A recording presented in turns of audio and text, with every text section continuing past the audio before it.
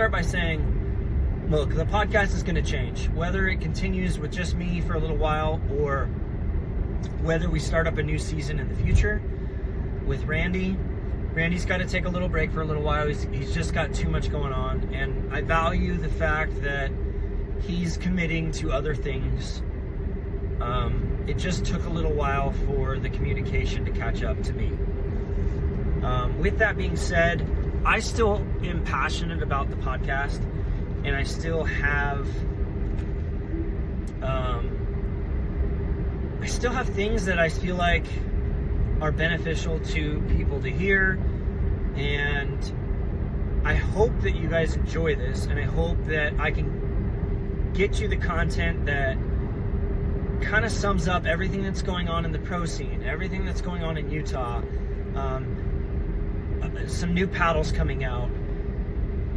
I want to be like a place where you can hear everything and get everything in a shorter, faster period of time. And yes, if you want a longer review with some things such as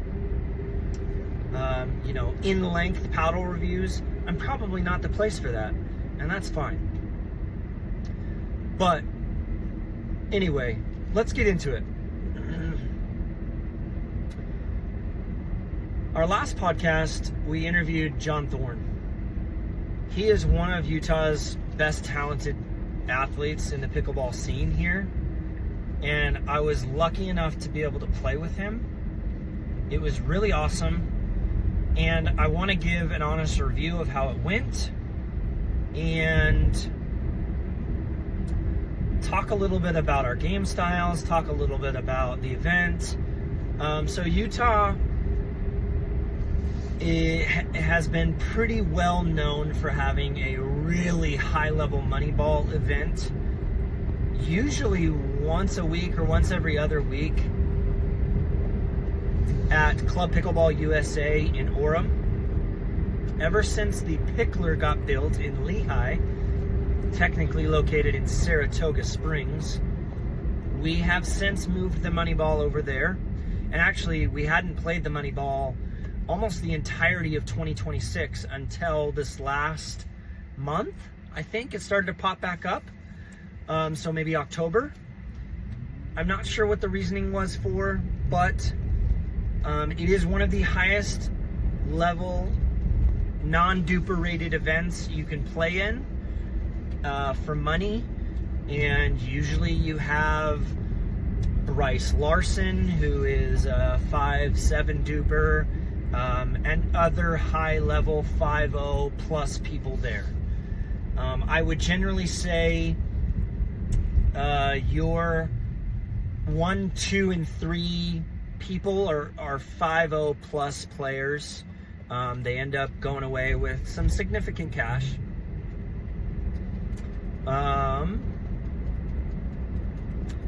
So anyway, we played tonight. I'm driving home from it right now. I played with John Thorn. There was, I think, 13 or 14 teams. I think one of the teams had to back out because they thought it was at the club. So we might need to specify in the group chat from now on. We have a group me chat that we use to bring in the teams. There used to be Challenger and Premier, which I feel was, how do I say this? Kind of a detriment to the way we used to run it. So now they are letting any Challenger people come in, which I think is better. I mean, if you believe you're better than Challenger and you want to compete with the higher level dudes, and I also think that those reps that you get with them are good for you, then you should be able to compete with them and get reps against them. And we're not playing for duper, we're playing for money. So if a 5.7 like John Thorn wants to put $10 on the table and play against someone who's maybe not a 5.0 and who's more like a 4.5, 4.8, and they have the confidence that they can take that game, then they should be able to do that. So anyway, we've kind of meshed the two. It's now just, I think, Challenger, or Tuesday Night Challenger is what we call it, which is really awesome. I like it. It's fun. I get to meet a lot of people, which is awesome for the podcast too. I really want to shed a light on talented athletes, and so this will be a chance for me to meet people and talk about playing against them, playing with them. So tonight, I got to play with John Thorn. We had 4 pool play games. Technically, the first round we had was a bye because another one of the players couldn't make it. So I think there was 2 teams that couldn't make it tonight. So the 3 games we played, we went 1 and 2, which I was expecting to win all of them. I think we could have won all of them. John got there a little late, and I'm just kind of giving you the full story. I'm not saying I'm better than John. I'm just saying he got there late. He didn't really get a full warm up in. In fact, I feel like he didn't even really get to warm up at all. I got there around 6:50. There was a lot of traffic. It started at 7.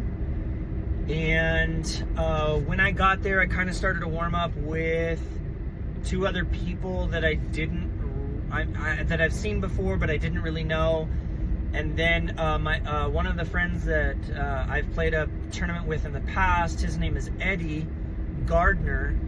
He was playing with my friend Ethan Condi, who we've interviewed on the podcast before, and also I'm playing with him next weekend in the Club Pickleball USA Orum's Moneyball event in the 5-0 division. Me and him are playing. Anyway, Eddie is playing with Ethan, but Ethan was also going to be late. He works down like near Spanish Fork, Utah, and this Moneyball event is now in Lehigh at the Pickler. And there was a lot of traffic, so he was going to be late. My partner was going to be late. And so I warmed up with these 2 other guys, and then Eddie showed up. So Eddie jumped on the court with me, and Eddie and I warmed up a little bit. Felt like we got some decent reps in. Eddie's a really solid player.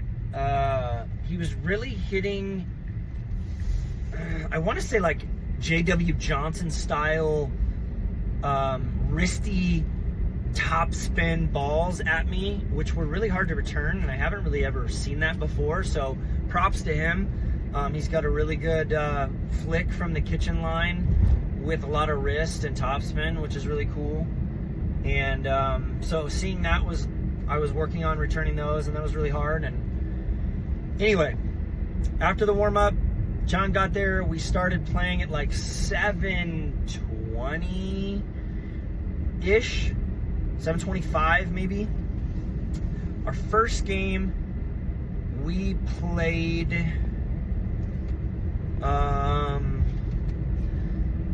man, I don't remember their names.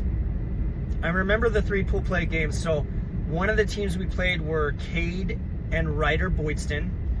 They are the younger brothers of Clayton Boydston, who's like a 5'8", 5'9", duper-rated player who actually just played in the collegiate all-star games out in Dallas against the California Black Bears and against the Florida Smash. And they didn't really have a great showing. I think they played a little bit better to the Smash than they did to the Black Bears. And I'll go over that in a little bit. But anyway, Cade and Ryder Boydston, brothers of Clayton Boydston.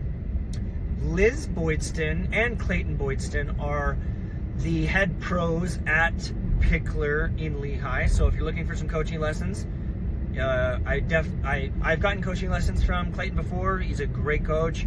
You can definitely learn a lot of things from him. He's a great player as well.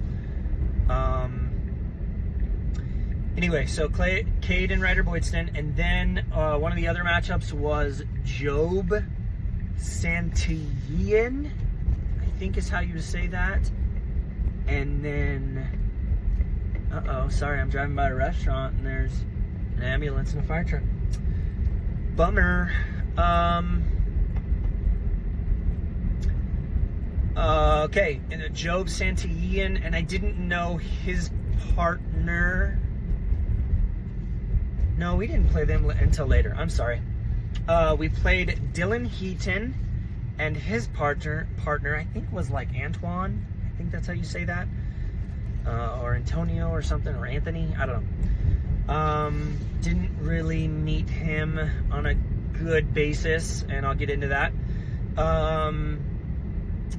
We beat them, and that was our only win. We lost to Caden Ryder. We were up on Caden Ryder like 7-0 or 8-3 or something like that, and they came back to win 11-8 or 11-9. And then our other game was against, I can't remember, but we lost that one too. So we went 1-2 in pool play, even though we were supposed to have 4 games. One team backed out. And then we went into the double elimination bracket. The first game we played against, our other pool play game was John Nielsen and Landon Disbro, who I've also interviewed on the podcast. Landon's also a lefty, and John Nielsen owns UDrippin, who I hope to get on the podcast soon. And we lost to them, but it was a closer game. All of our games were really close. I mean, we got up to 8 or 9 points in like every single game. The only game that we took was like 11-4. So anyway, I'll get back to the Dylan game. So when we played Dylan and Antoine, I think his name is, I'm sorry if I'm mispronouncing his name. Sorry I didn't really get to meet you as well. There was a point where Antoine, we'll just call him Antoine, even if that's not his name, I'm sorry, stepped on the line when he served. Now this is a Moneyball event. It's not a duper event. It's not a tournament. We don't have refs off to the side. But listen, man, we're playing for money, and you're stepping on the line on a serve, and I see it, I call it. Maybe in rec you wouldn't call that, and that's fine. But like, we're playing for money, and I saw you make a foot fault. Like, that's a fault, and I'm gonna call it all day. So I'm sorry, but don't step on the line. Step back. What is it to someone to step back from the serve a foot if there's someone who constantly steps on the line? Anyway, that's my take. I'm sorry if I was hard about the rule. In retrospect, I probably should have said, hey man, you're stepping on the line, just let's redo it. Try and not step on the line in the future, or I'm going to call it. Probably should have done that, so my apologies. I instantly saw it, instantly called it. I thought my partner John had actually called the ball out. So a part of me felt like, well, you missed it anyway. Whatever, like, let's just move on. But he was a little upset. Granted, I understand, but like, dude, we're playing for money. Like, if we were playing for duper and money, like, call faults. If you see a kitchen fault and you're 100% sure, I guarantee, like, most people don't call it against each other, but if you see it, someone steps on the line for an overhead, you should call it. But only if you 100% see it. If you think they did it, that's no. Sorry. We're redoing the point if you called the fault on that. But I saw it, and I was 100% sure. His partner even told him afterwards, like, yeah, you were on the line. I'm sorry, dude. Like, that's the sport. That's the game. Like, if you're not a competitor and you don't want to compete and you don't want to play for money and stuff, then I don't think you should do it. But anyway, that's what happened in that game. So afterwards, we didn't really talk to that guy. Dylan was a good sport. And I've seen him around before. Nice guy. Sorry, I'm just pulling in my garage here. What else? Okay, let's talk about our play styles. So me and John, so John's a lefty. In my podcast, I mentioned how he's probably one of the best lefties in Utah. There's not a whole lot of other lefties. I mean, there are a few, like Landon Dispro's one, and then there's a couple others out there. But John's, his duper's like a 5'7" at this point, 5'8", something like that. He's really talented. He has such a, I would say his returns generally are like within a foot or two of the back line. And it just comes with so much pace and topspin. So super awesome to see his skills in action in like an event like this. I've played with John before in like some rec games with Randy, my co-host, and my previous co-host. Let's call him my co-host. And a friend of mine, Logan Schneider. And Logan's not a lefty. His brother, Cameron, is a lefty, and I actually played the Moneyball with him 2 weeks ago. Cameron Schneider. Anyway, who's also really, really solid. So he's got a really deep return. And then his drops also are they just look like they're high initially, but they're dropping with so much like speed and topspin that it really pulls people off of the line, and they have to make a decision. Like if they're going to speed that ball up, it better be a really good spot and not go out. Because John does a really good job at dropping. I would say, to me, his drives felt like they were 70, maybe 80% power. They never felt like they were over 70 to 80%, which, again, on the podcast I've talked about in one of the first or second episodes, never drive 100%. What else? Oh, and the other thing John does really well, he's so good at cross-court dinking. He moves his feet so well that he gets really behind the ball and underneath the ball with his paddle, and he can push that ball so fast and hard that it dips just like every other shot. His third shot drops and his returns. Like it has so much pace and topspin, and they're really nice. So all credit to him for his skills. He's a really talented athlete. He definitely made some errors though, and I'm gonna be honest, like I didn't think I would see as many errors as I did see. Now I definitely had more errors as the 4.7 player 4.7 duper rated player that I am. I definitely had more errors, more pop-ups too, I will say. But he had some pop-ups. He had some high thirds. He had some missed thirds, in the net, some drives in the net. He had some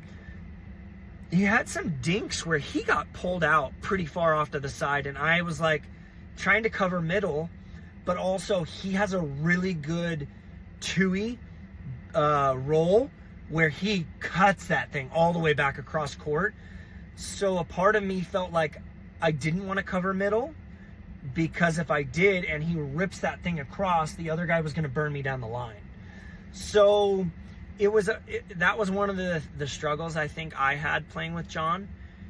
He has a really good cross-court two-y, and that was one of the things I struggled with for sure. In fact, everything he did was pressuring my side. So I played left, he played right, almost the entire night. I would say there was like 10 rallies in total where we didn't play our traditional sides. We always switched, even on defense.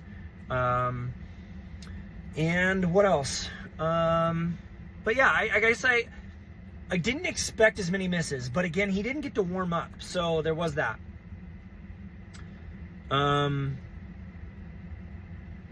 We played some good teams. All credit to the teams we played.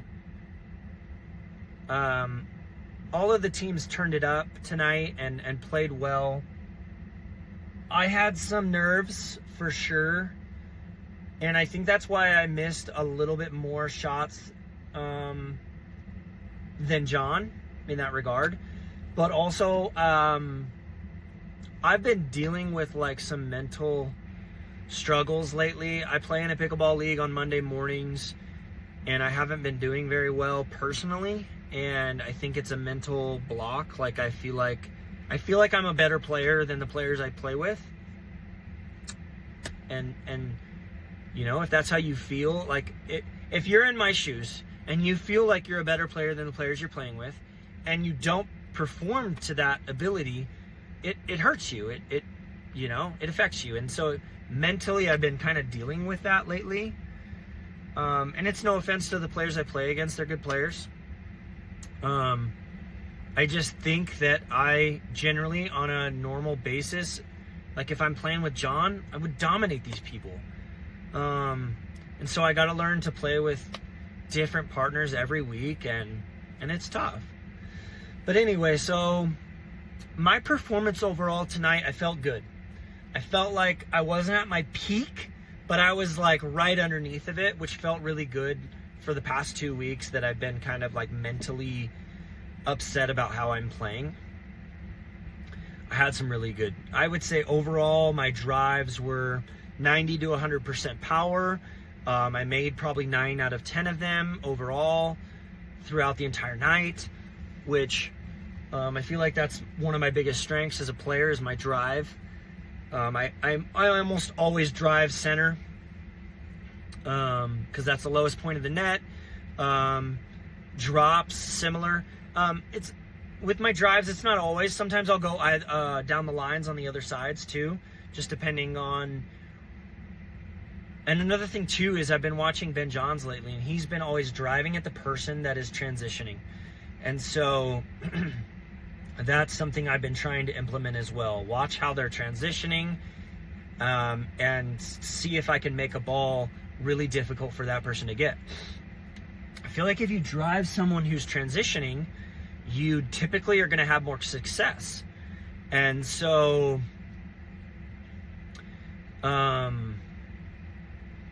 so I've been trying to work on that.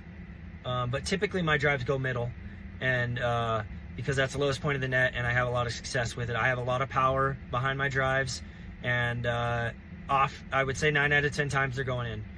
So I did miss a few tonight that were crucial, probably drives, and a couple of drops. I feel like my drops aren't as pacey and top spinny as John's. And so after playing with him tonight, I really want to try and work on that. I recorded a couple of our games. My camera was set on picture mode at one point, and so I took some pictures instead of videos. So I'm gonna go back and watch the footage and see how he's putting so much pace and topspin on his stuff, on his thirds and stuff and returns, and I'm gonna see if I can try and emulate that. But I feel like I hung in there for the most part. My dinking was really solid. My resetting was really good. Like I was playing 5-0 plus ball tonight, and I felt happy. Me and John together, you know, after we lost in the losers bracket and we were all done, I was trying to really think about like what it was that, what was the main factor overall that we lost, and I couldn't really put it together. I felt like individually we both played really good. Him a little bit better than me, but I wouldn't say he was probably at his peak, and I wasn't quite at my peak, but I still felt like being close to my peak was still good enough for, you know, this event. And so anyway, I went to go talk to John afterwards, after we lost, and he had put on all his clothes, and we were kind of chit-chatting with a couple of people, and he said that like one of the games we were playing, I was getting targeted, obviously because they knew I wasn't the better player, and that's fine. Like I want that. I want those reps. And he said that I hung in there and I played really well. But he was saying how, like, he couldn't really get involved. And that's something that I was like, okay, so I need to learn when I'm getting pressured on the left side with like dinks that are pushing me out, that I need, or a middle ball that's getting, you know, I'm getting pushed off the court, and so now the middle's a little bit more open for speed up off the bounce. And so that happened a few times in the one game that we lost that he was referring to. And so I need to learn how to work on getting a little bit more pace on my ball.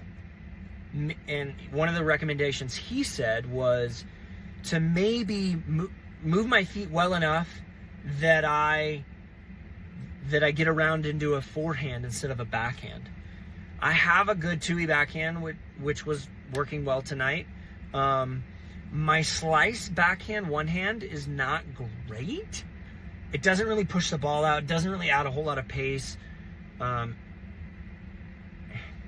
And it's not really a dead dink, so I don't know how to describe it, but it's not great. So my one-handed slice is not great, and I could probably work on that. And so I just need to work on how I can get my partner involved in those games. That was kind of the big takeaway. Other than that, like, the only other thing I know I'm not doing great and I'd like to do better is my serves. Like, I'd like to be stronger, pacier, faster serves. It's such a mental thing, because at the end of the day, like, you're not gonna get very many points off of your serve. You know, they may miss one into the net, they may send one long, but for the majority of the time, even if you're like the best server on earth, like, I'm trying to think, like Eric Onsens has a really good serve, or Jack Sock has a really strong serve. One of the strongest servers, first of all, Alex Crum, Zane Ford, strong.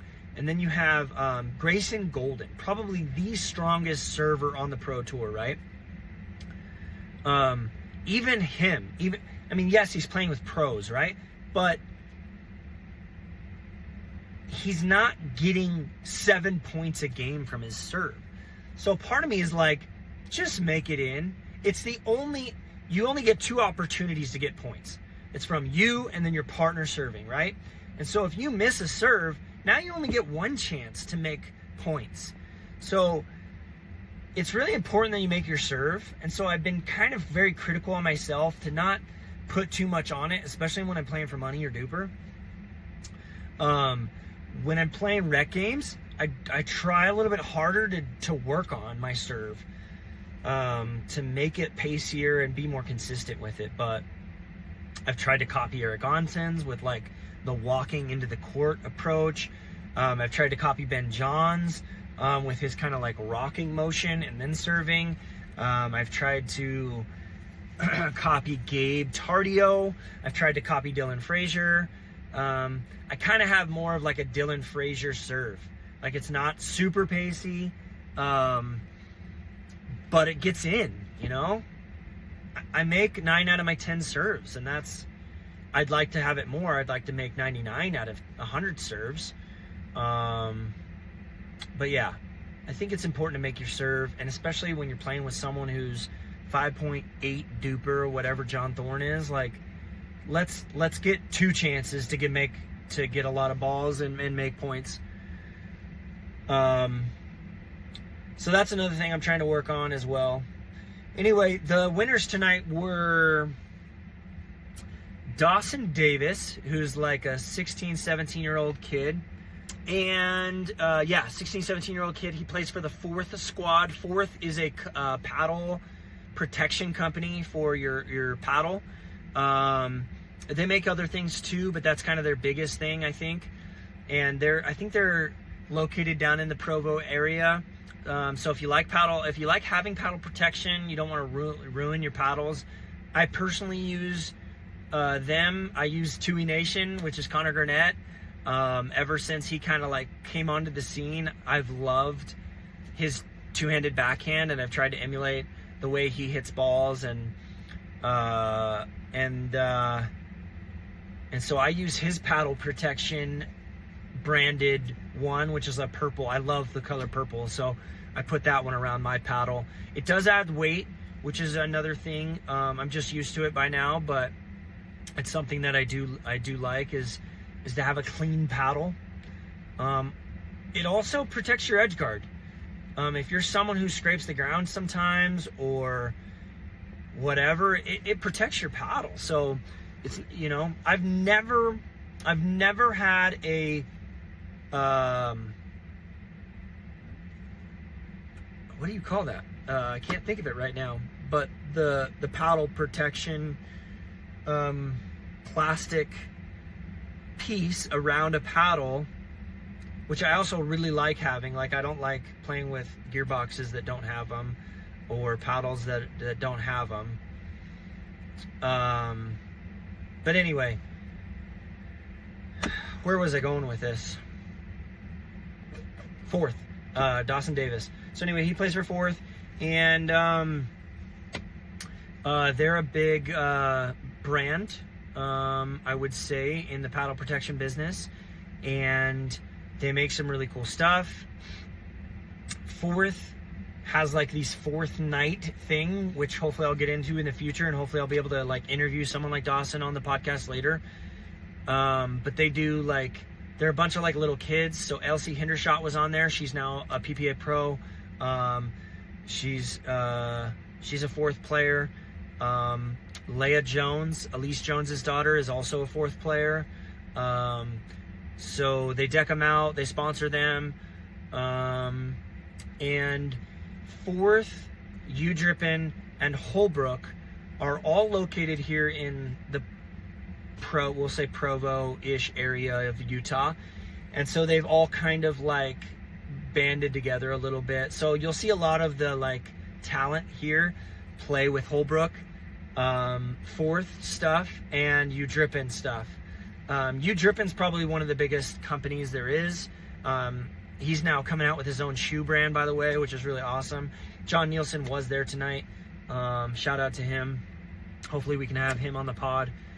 But yeah, Dawson Davis won. He was playing with, I'm just going to say his short-term name because I don't know his full name, but they call him Mac. Mac's been a long-time OG player of the sport in and around the Provo area.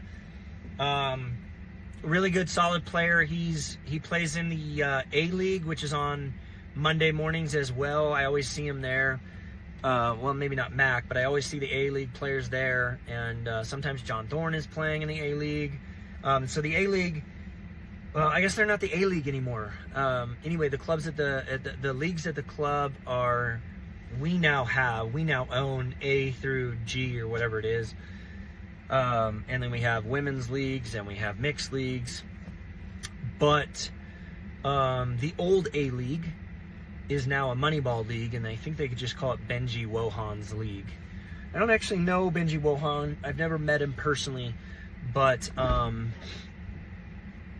anyway, he runs that league, and it's on Monday mornings, and Mac plays in that. So anyway, Mac and Dawson won first. Second place was Bryce Larson and his partner, who was Case Heiner. I actually introduced myself to Case tonight, asked if he had seen the pod, and he's like, oh yeah, I think I've seen one of the shorts from John Thorn. I was like, sweet, man, that's awesome. Like, so I'm glad that like it's getting around a little bit. Case seemed really, I don't know if I'll say shy, but just like he didn't have a whole lot of words to say. Nice guy though. And yeah, Bryce won it 2 weeks ago. So they were a little bummed out, obviously, but so they got second place. Third place was Kyle Wong and Chase, I don't want to say his name wrong, Natel. Chase lives up in Park City, and Kyle, I've actually lost to the last two times. but I feel like I've played really well against him. So he's got a really like sneaky style, Kyle Wong does, and still trying to learn how to play against him. He's got like a really sneaky speed up. He's got a strong drive from the baseline as well, forehand and backhand. So good player, solid player. Chase, first time I had met him personally. I've seen him around before, being up in Park City. Park City is like a 45-minute drive away from here. From Lehigh, it's probably 45 minutes, closer to an hour. It's a very beautiful location. In fact, very coveted location here in Utah. It has one of the biggest ski resorts in the world, Park City, Utah. Park City Mountain. But anyway, he's from up there. He came down, got to meet him. He was really nice, talkative. He had said he had seen the pod as well. So it's nice to hear some things about the pod. And I can't remember who the runner-up was. But anyway, it was a good event. It was fun.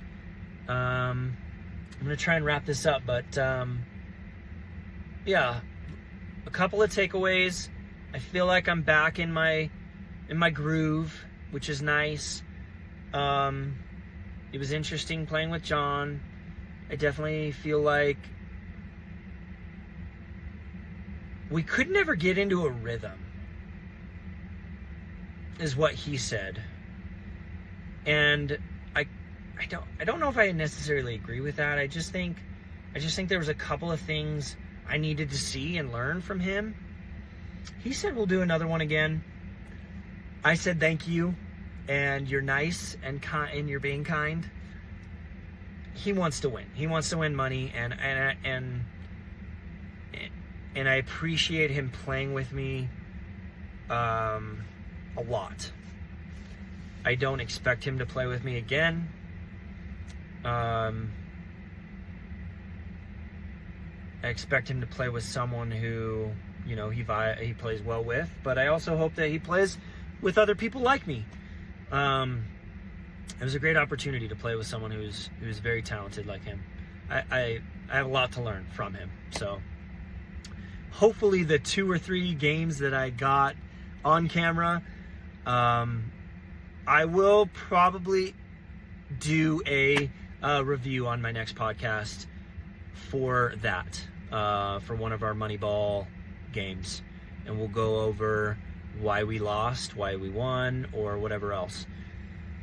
Congrats to the winners tonight, and thank you for listening to this 40-minute long video that is not great quality, but we will in some way, shape, or form get this onto the podcast going forward, and hopefully I'll sorry, trying to get the light back on so to have a little bit more light on this thing. Hopefully we'll have more going forward. UDrippin's dropping some shoes. Shout out to them. They'll be coming in February. Clayton Boydston has been wearing them and trying them out. I don't know who else, but they say they're good. So I got one pair of white to try out coming my way.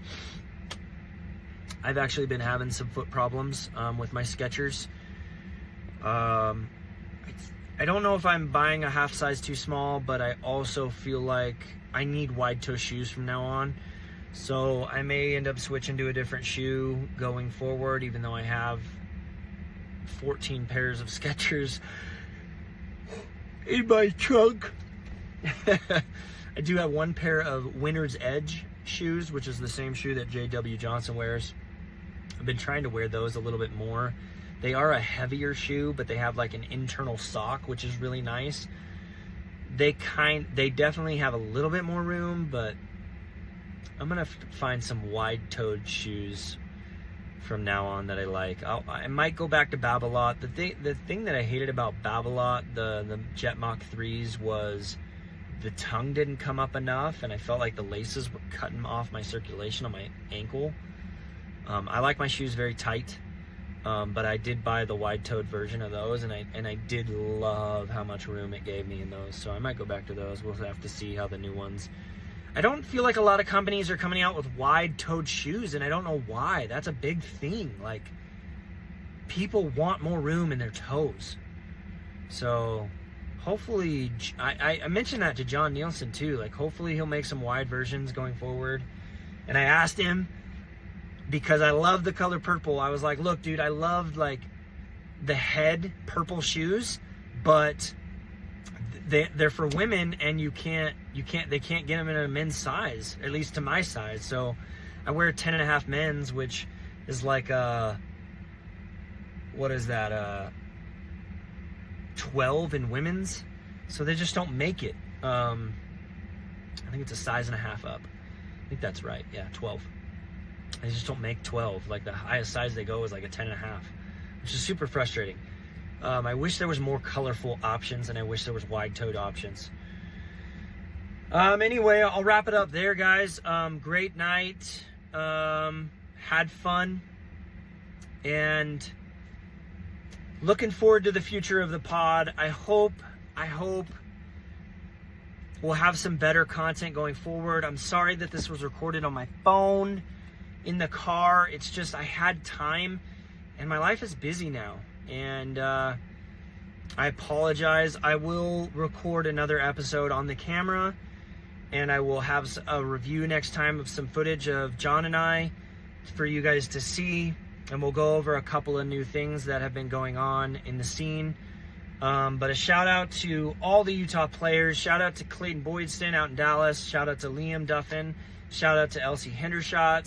Shout out to Clayton's sister as well, Ella Boydston.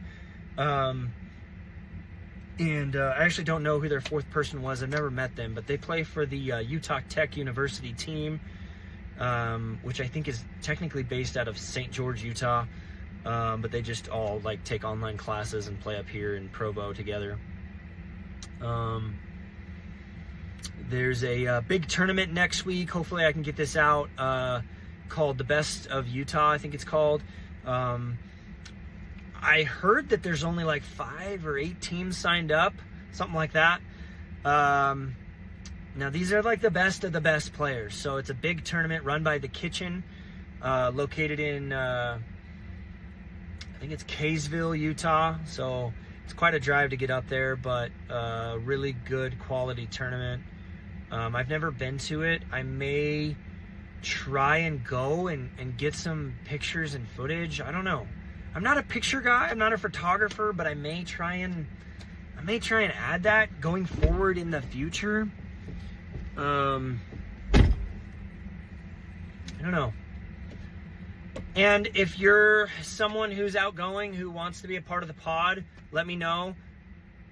Like I said, I think I said in the beginning of this, Randy is taking a break. We love Randy. We want him back. But if there's someone else out there who thinks that they're, what's the word? Like outgoing and charismatic and want to be in front of the camera, and you have a lot to say and talk, and I'd love to have you be on the pod, and we'll see how it goes. And yeah, I'd love a partner. This is hard to do on my own. I actually, I'll be honest too, as I wrap this up, I actually recorded another episode by myself in front of the camera after I found out the news that Randy was too busy for the pod and just couldn't fully commit anymore for a little while, probably.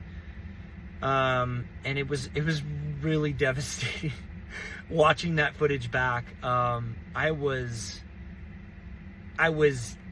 sad, and it was sad to watch. So I couldn't come out with that episode.